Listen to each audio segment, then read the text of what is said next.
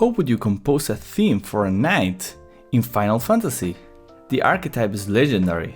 The very first hero of light of Final Fantasy I is a knight. You could think of Final Fantasy Tactics job as an archetype with good defense and stat lowering skills like Power Break, or even more attack-oriented knights like General Leo of Final Fantasy VI. To score a character like that, you would reach for soaring strings, heroic brass, fanfares, and a rhythm that feels like a victory march. But in Final Fantasy IX, our main knight isn't a legend. He's a walking suit of rusty iron. He's loud, he's stubborn, and he's constantly confused. He is Adelbert Steiner. Nobuo Uematsu had a difficult job here. He had to write a theme for a warrior that didn't sound heroic. It had to sound tried hard. He had to score a character defined by the specific Japanese keyword Kattou, dilemma in the English translation, which means a man trapped in the binds of his own conflicting loyalties. I'm Emiliano Giaquinta, and this is an analysis on the Rusty Knight of Final Fantasy IX. Let's take a look. Let's start with the foundation. If you want to make a knight sound heavy, you need the low end. But Uematsu didn't compose a driving war rhythm. He drafted this.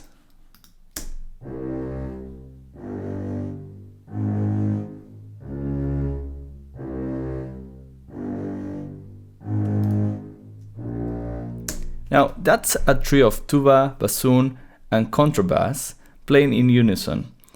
It creates a heavy plodding gait on beats 1 and 3. It reminds us of Prokofiev's Dance of the Night.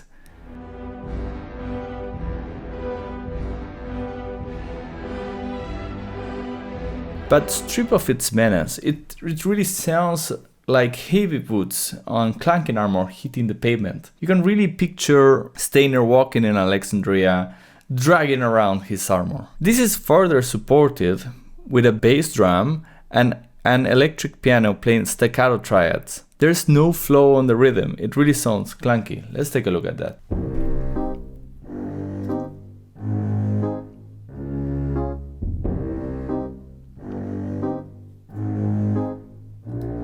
The electric piano gives a modern texture that feels completely out of place. For a medieval knight, it signals to the player that this guy is a joke. No offense, Steiner. Let's take a look at section A. For a knight, what would you expect of the melody? You would probably give that to a brown sounding instrument like the trumpet or maybe the horns.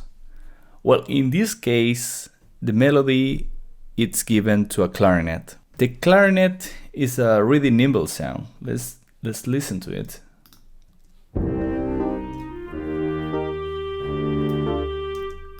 In the isolation,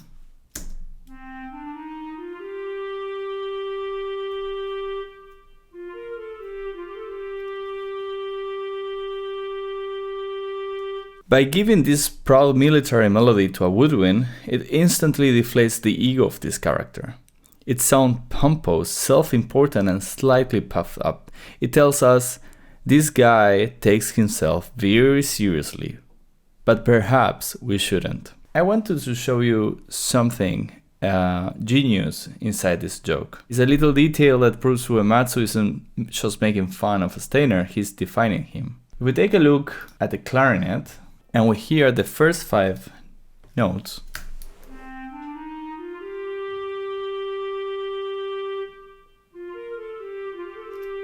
just the first 5 notes. It's a minor scale ascending pattern, which actually are exactly the same 5 notes that you would use for a place to call home.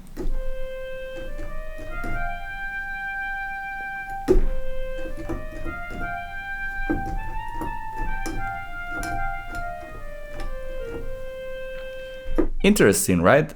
If you consider Final Fantasy IX as a game, every character is trying to find their own meaning of home. And it's very clear for Steiner, at least on his mind, that Alexandria and the kingdom, it's his home. So maybe it's a coincidence because it's, again, a very simple pattern, a minor scale, going up stepwise. but maybe it's a hidden message from Uematsu on how this character perceives himself. If we analyze the song, it's divided basically on repetitions of the same section, which we will call the A section, and then we have a B section and a turnaround that goes back to the beginning. Now, what's the difference between those sections? Well, we can think about them as how Steiner self-believes on his own greatness and his own duty becoming basically the rule, his morality. The instrumentation reflects those changes. We can hear at the beginning, as I mentioned, with the clarinet being on the lead.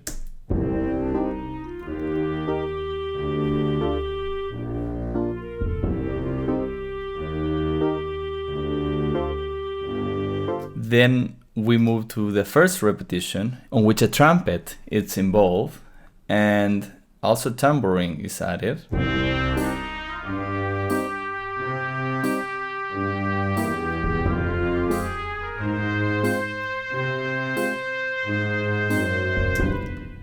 And then the third repetition, where we will hear finally the violin and the viola joining the music, playing the melody. And also both the horn and a trombone will play some counter melody.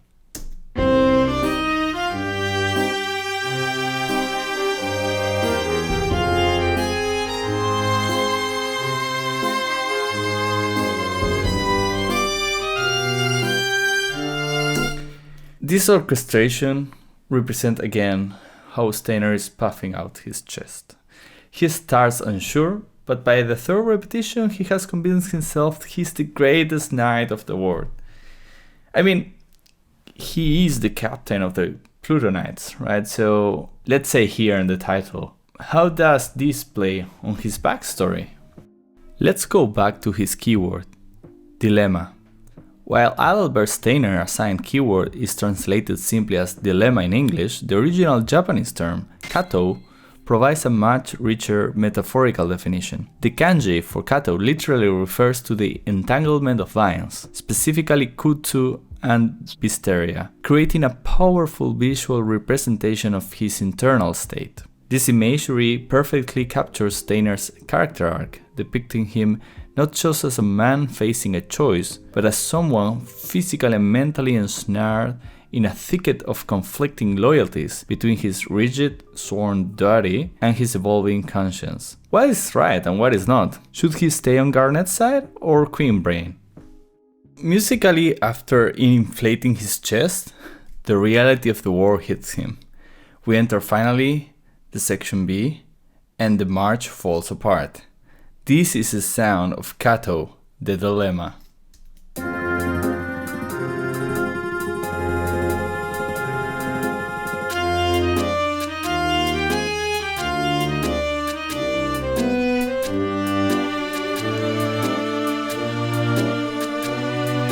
Okay, what's going on there? The rhythm shifts completely. We get a chaotic, almost Latin flavor groove with a woodblock, a gyro, and a cowbell. It's clutter, it's busy, and it's the sound of panic. Let's take a look at that on isolation.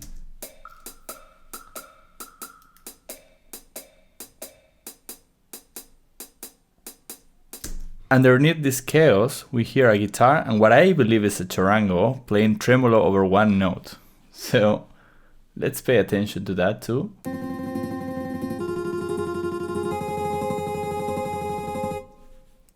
They sound kind of similar together.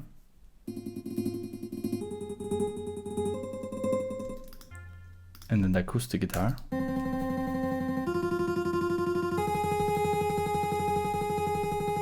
So what they are doing is they are playing tremolo, which is a musical technique consisting of the rapid repetition of a single note or an alternation between two notes used to create a trembling, shimmering and anxious texture.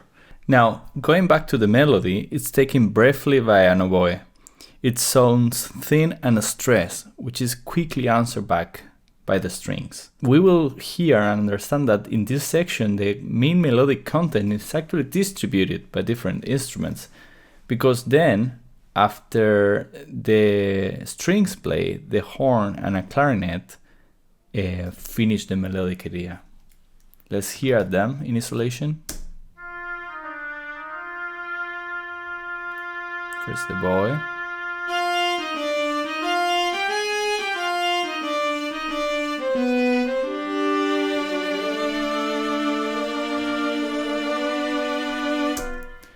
Which it's very effective. We can hear the sound of the clarinet in combination with the horn. We need to remember this is synthesized sound, right? It's not that we have 4 horns playing in unison against a single clarinet. It's a PlayStation 1 template-based sound, but still the combination is pretty effective. We hear yet again everything together.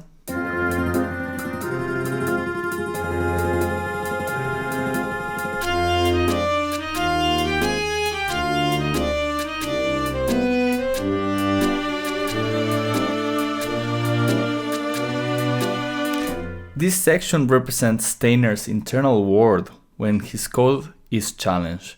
This is the sound of his brain going short-circuit when the princess runs away or when Zidane makes a fool of him. It's the sound of a man who cannot process the chaos around him. Steiner's theme works as a musical caricature. In the end, the heavy tuba and the comical clarinet makes us laugh at him. We don't fear him, we see him as a lovable fool. But because we laugh at him, we drop our guard. And that allows us to eventually love him. When Steiner finally breaks his code, when he chooses his conscience over his orders, it is powerful because the music has shown us how hard it was for him to let go of that rigid mindset. Uematsu used the orchestra to build a shell of rigid iron, just so he could show us the confused, loyal human heart beating underneath it. So that's pretty much for today. I hope you liked the video, and for the next one we'll talk about one of the most tragic characters of Final Fantasy IX, which is Freya. Also would like to know which is your favorite knight on Final Fantasy. Is it Steiner? Drop me a comment and see you next time.